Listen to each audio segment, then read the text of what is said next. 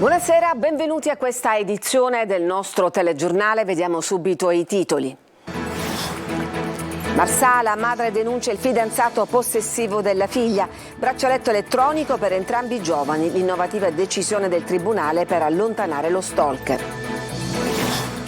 Vangelo incompatibile con la mafia, in un messaggio il Papa ribadisce la scomunica dei mafiosi.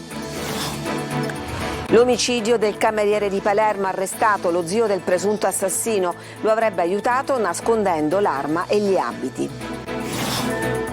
Movida violenta a Palermo, il sindaco La Galla chiede l'invio dell'esercito ma arriva un piccolo contingente. Diffuso l'identikit dell'autore della sparatoria in centro. Gioielli, prodotti alimentari di pregio in cambio di favori, emerge il lungo elenco di regali ricevuti da Giuseppa Messina, funzionario dell'ASP di Trapani e presidente del Consiglio Comunale, arrestata nell'ambito dello scandalo sulla sanità. I reperti della Cappella Palatina in mostra al Palazzo Reale di Palermo, in anteprima le immagini della mostra Thesaurus, un tesoro multiculturale tutto da scoprire. Calcio, domani sera al Massimino la sfida di Coppa Italia tra Catania e Pescara. Sulla panchina degli abruzzesi non siederà Zeman, colpito da un malore.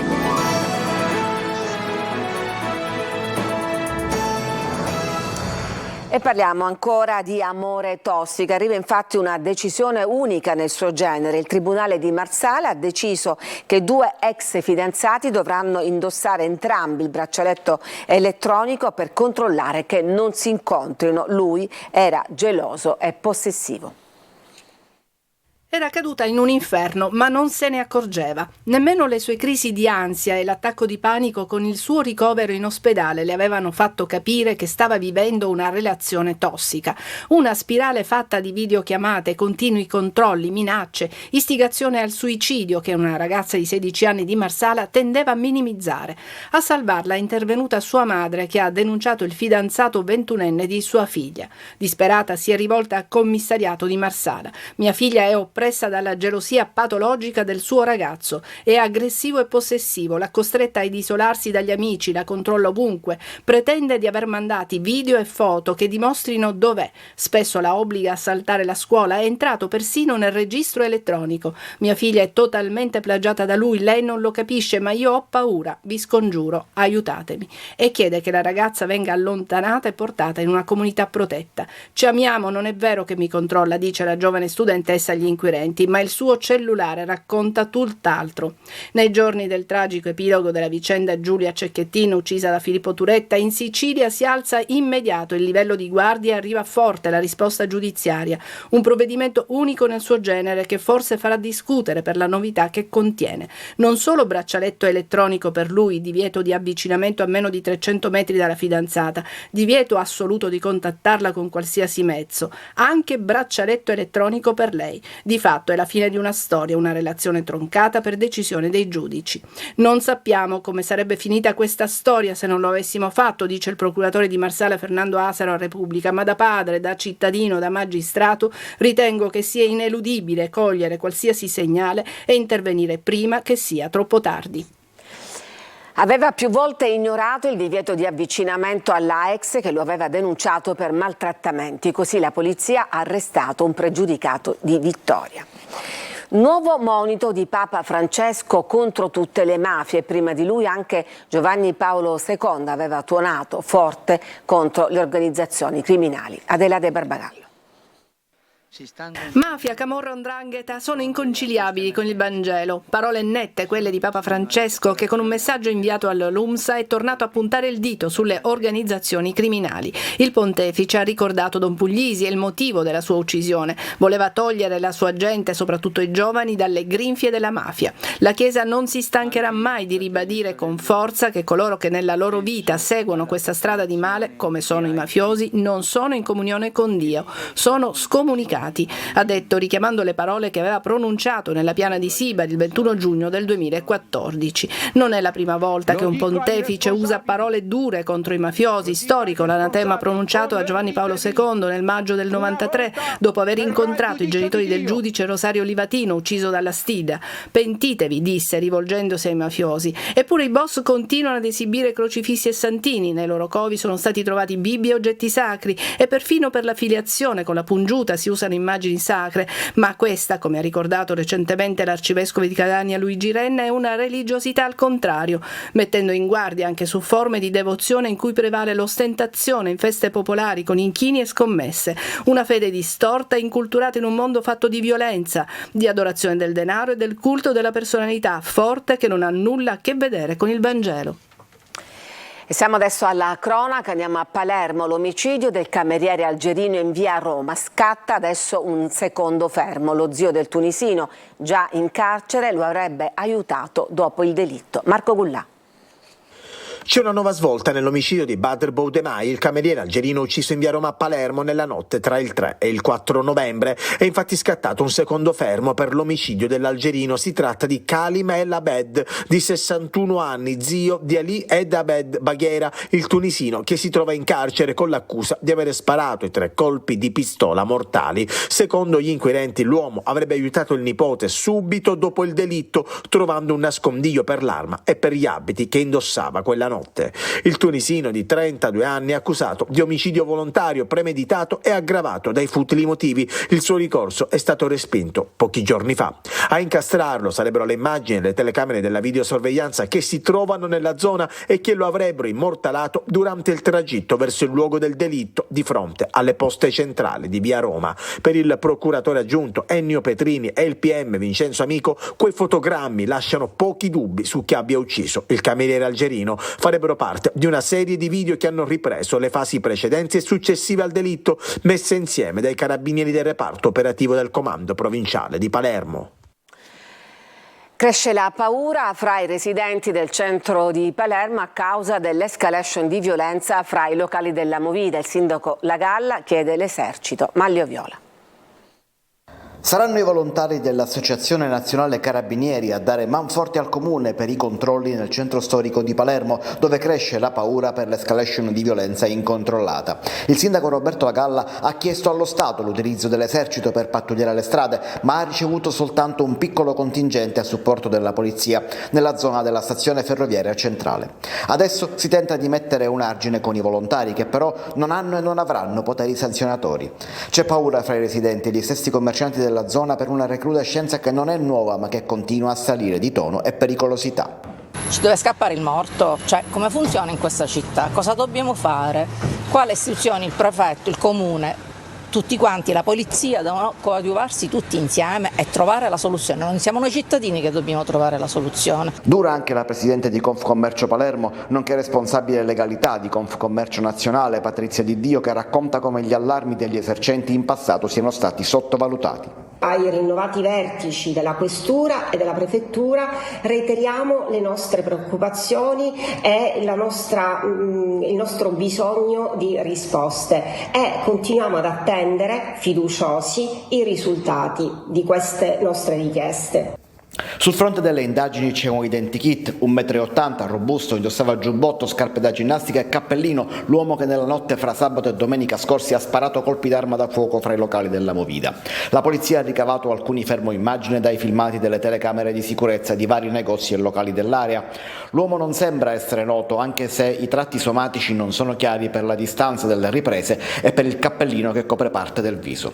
Sono 7 i colpi di pistola che sono stati esplosi e forse qualcuno è rimasto ferito. Sul posto sono infatti state rinvenute anche tracce di sangue.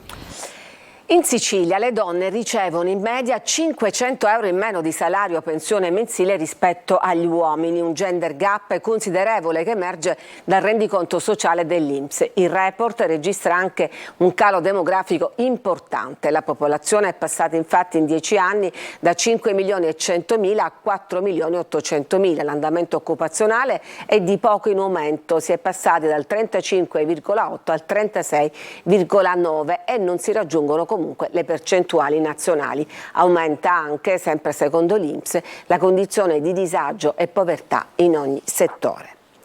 Arriva il quarto emendamento annunciato dal governo sulla manovra. La proposta di modifica rimodula i fondi stanziati per il ponte sullo Stretto, prevedendo una riduzione degli oneri a carico dello Stato di 2,3 miliardi su un totale di oltre 11 miliardi e mezzo. Le risorse risparmiate dallo Stato vengono recuperate dal Fondo di Sviluppo e Coesione. 718 milioni arrivano dalla quota del fondo destinata alle amministrazioni centrali e 1.600 dalla quota destinata alle regioni Calabria e Sicilia. Orecchini o cibi pregiati, regali insomma di ogni tipo in cambio di favori e irregolarità anche gravi negli uffici dell'ASP di Trapani. Ieri l'arresto di un funzionario, sospesi anche 2 consiglieri comunali. Laura Spanò. Regali quali controprestazione per atti contrari ai doveri d'ufficio è quanto scoperto dai finanzieri del comando di Trapani che, coordinati dalla procura, hanno portato a termine l'operazione Aspide che ha coinvolto l'azienda sanitaria trapanese, a partire dagli orecchini che Annalisa Bianco e Attilio Giuseppe Bonavides, entrambi finiti a domiciliari perché avevano saputo in anticipo i quiz della procedura straordinaria di assunzione prevista per l'emergenza Covid, consegnano il 13 luglio 2021 a Giuseppa Messina, presidente della commissione, da ieri in carcere. Orecchini comprata a Favignana. Poi c'è la cintura Hermes, valore circa 800 euro, regalo del medico dentista Alberto Adragna a Bartolomeo Gisone, quest'ultimo in qualità di direttore di un laboratorio di analisi convenzionato con il Sistema Sanitario Nazionale aveva falsificato il tampone molecolare di Adragna e omesso la segnalazione al Dipartimento di Prevenzione dell'ASP con la complicità della compagna dello stesso Adragna, Giuseppa Messina.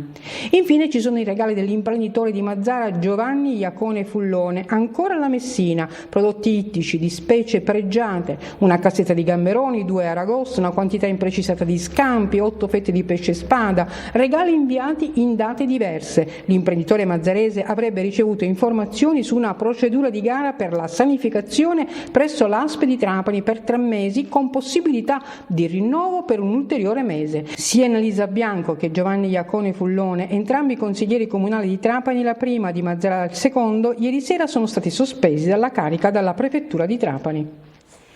Blitz dei carabinieri di Catania ieri sera al villaggio Ippocampo di Mare a Vaccarizzo. All'interno di una villetta erano nascoste armi e munizioni illegali. Degli 8 arrestati, 7 sono pregiudicati di età compresa tra i 21 e i 31 anni, tra loro anche un 17enne incensurato. Tutti i fermati sono catanesi ritenuti vicini al clan mafioso dei Cursoti milanesi.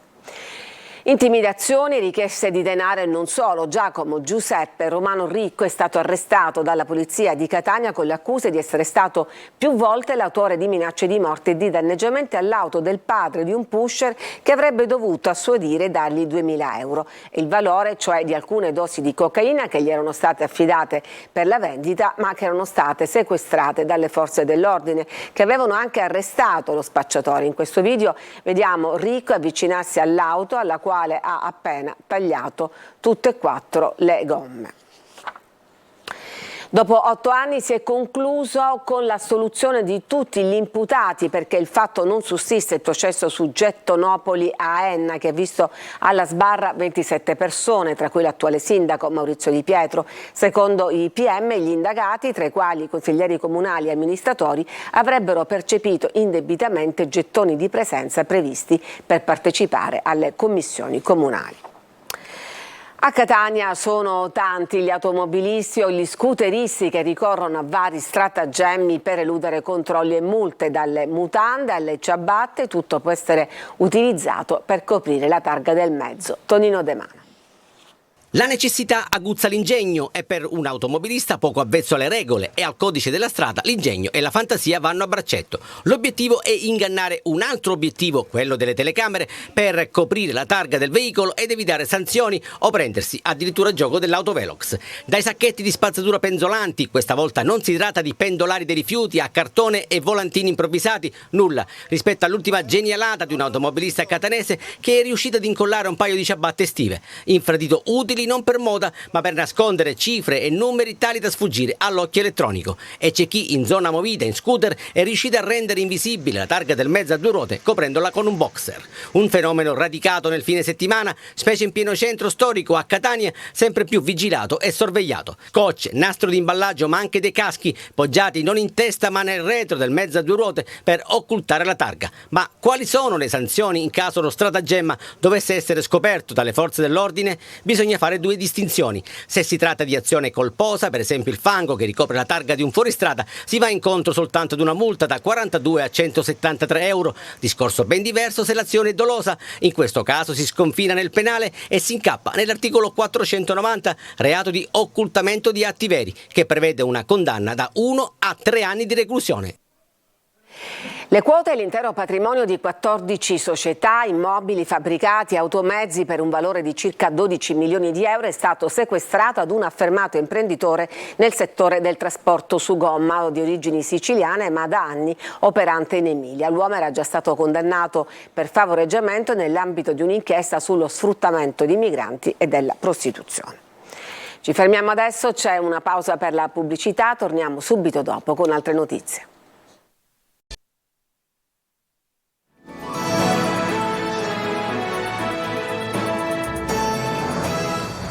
E già boom di prenotazioni per Thesaurus, la mostra che espone al Palazzo Reale di Palermo i reperti della Cappella Palatina, un tesoro ancora tutto da scoprire che conferma l'eredità inclusiva e multiculturale di quel periodo meraviglioso. Marco Bullà.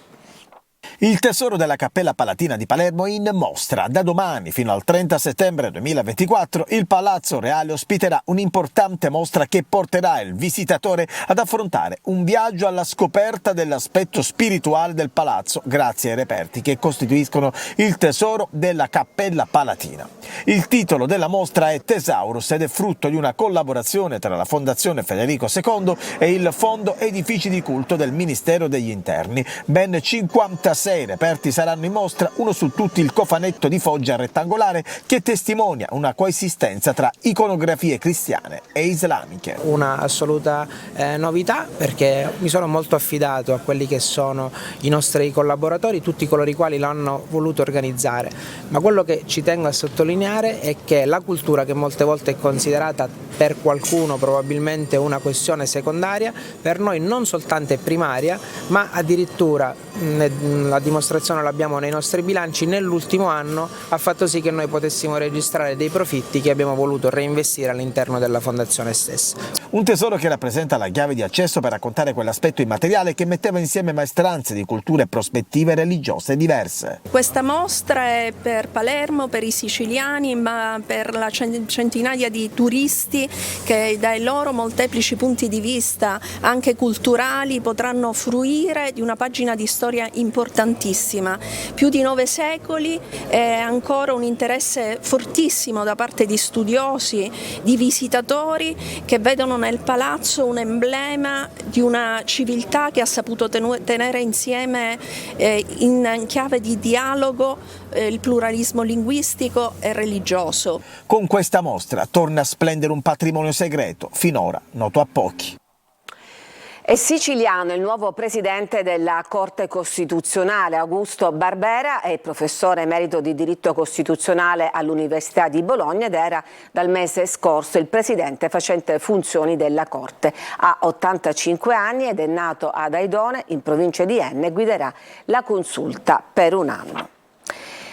Anche nella metro di Catania arriva l'atmosfera di Natale con i concerti dei ragazzi delle scuole. Simona Mazzone.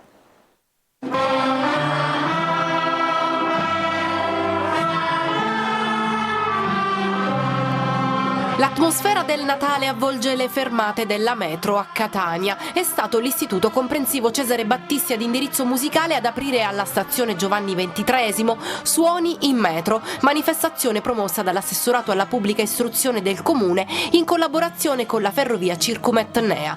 Da oggi e fino al 15 dicembre un calendario di esibizioni con protagonisti gli alunni di diversi istituti scolastici cittadini ad indirizzo musicale. Sono 3 giorni, un evento evento la mattina e un evento il pomeriggio, sono circa 4-5 scuole che hanno aderito a questo progetto, che porteranno un po' di serenità e un po' di musica qui al centro di Catania. Un'occasione per i ragazzi che propongono al territorio la propria disciplina musicale tra strumenti e coro, ma anche per rafforzare l'uso dei mezzi pubblici come la metro in tema di tutela ambientale. Il lavoro sulla musica, sulle arti può essere un importante deterrente per la dispersione scolastica. Quanti elementi si stanno esibendo? Il nostro gruppo di fuoco è fatto da 50 ragazzi del quartiere di San Cristoforo e sono l'orchestra Sursum Corda e il coro. I ragazzi delle scuole partecipanti si esibiranno anche nei prossimi giorni, la mattina dalle 10 alle 12, mentre il pomeriggio dalle 16 alle 18:30. Com'è stato suonare qui? Molto bello come sempre, come ogni anno. Non è la prima volta che partecipi? No, già credo 3 anni. Ma farai la chitarrista in futuro? Credo di no, però è molto bello anche come hobby, comunque mi piace fare. Suonare davanti a un pubblico che ti ha applaudito, com'è stato? Molto bello. Ma farai parte di un gruppo rock da grande? Non si sa, potrebbe essere di sì. Hai suonato la tromba? Sì. Da quanto tempo la suoni? 5 anni, 6 tanto. Quindi sei bravo? Sì. Negli spazi della stazione resteranno esposti per tutto il periodo delle festività natalizie i presepi realizzati dagli studenti impegnati nel progetto Il nostro presepe ecologico, curato dagli animatori della sezione didattica Scuola e Ambiente della Pubblica Istruzione. Ci fermiamo, c'è un'altra pausa e poi torniamo con la pagina sportiva, parleremo anche dell'infortunio di Zeman.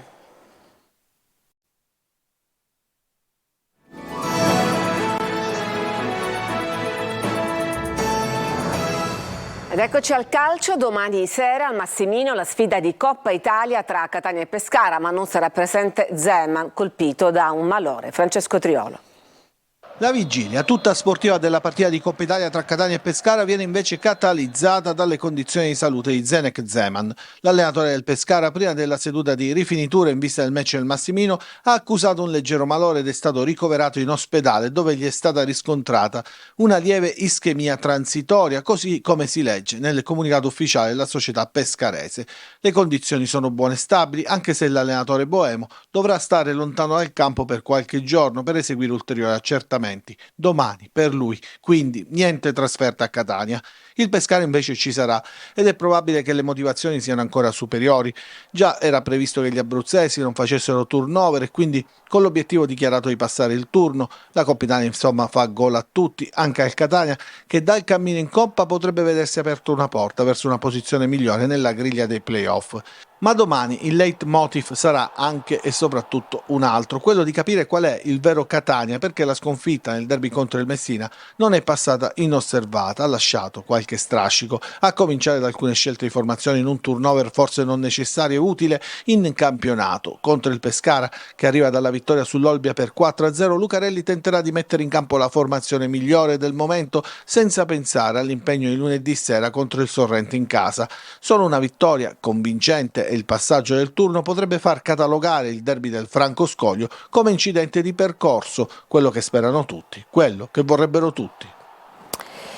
Un arbitro è stato malmenato su un campo di calcio a Mascalucia, in provincia di Catania, durante una partita giovanile del campionato juniores tra l'FC Gravina e il Catania San Pio X. L'uomo è ricoverato in ospedale con una tumefazione al rene. È un episodio vergognoso e indegno. La Lega Nazionale Dilettanti Sicilia è vicina al giovane arbitro, ha detto il presidente della Lega Nazionale Dilettanti Sicilia, Sandro Morgana.